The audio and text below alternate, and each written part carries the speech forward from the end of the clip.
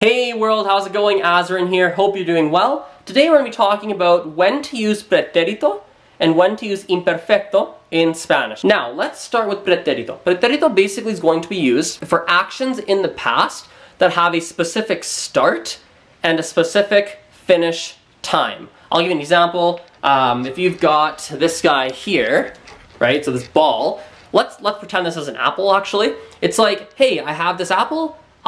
Yesterday I ate this apple. It's gone, okay? So you could clearly see there was a start and finish time to that action. You could see, whoa, Azren started eating the apple here, and 3 minutes later, he was done eating the apple. There's no question about that, right? There's no question at all. So that is pretérito, that is preterite. The other past tense we have is imperfect, right, or imperfecto. This one works a little bit differently. Most of the time, I would say 65% of the time, something like that.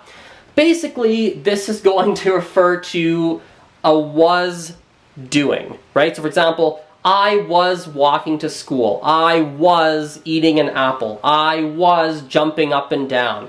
I was, I don't know, driving a car. I was blah, blah, blah, blah, blah. I was doing something. And here's a good trick for you guys actually. Oftentimes, if your first verb is an imperfecto, your next verb is going to be in preterite. Usually how it works. So if you're writing a test and you need to take a wild guess because you have no idea, good general rule to follow, you'll guess right more often than not. And same thing when you're speaking, if you're like, I don't know if I should be using pretérito or imperfecto, oftentimes, not always, but oftentimes, if the previous verb was imperfecto, the next one's going to be preterite. Just how Spanish works. Good little trick to know. Okay?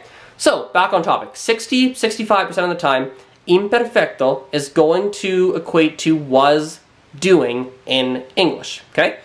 The remaining 40% of the time, it's going to be either something you used to do in the past but don't do anymore. So when I was little, I used to walk to school. Right? But now I don't walk to school anymore, right? Now I take the bus, or now I drive. Or, the final thing it'll be, something that was, let's call it a repeated action that you did in the past. For example, you know, I don't know, when I was little, I've got lots of when I was little examples, not sure why. But when I was little, I walked to school every single day. Right? So you can see that walking to school, it repeated so many times, right? It repeated day after day after day after day, and so it falls into the imperfecto or the imperfect tense in Spanish. Hope that helped you guys out. If it didn't, please, you know, whatever questions you have, let me know in the comments, or go in the video description if you don't want to make it public, if you want to keep it more private.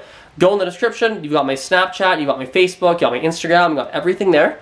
Feel free to hit me up. Feel free to send me a message. I know that Spanish can be a little bit challenging, so I'm more than happy to help you guys out and answer any questions that you have. So, yeah, we'll finish things off there. Hasta luego. Ciao. Cuídate.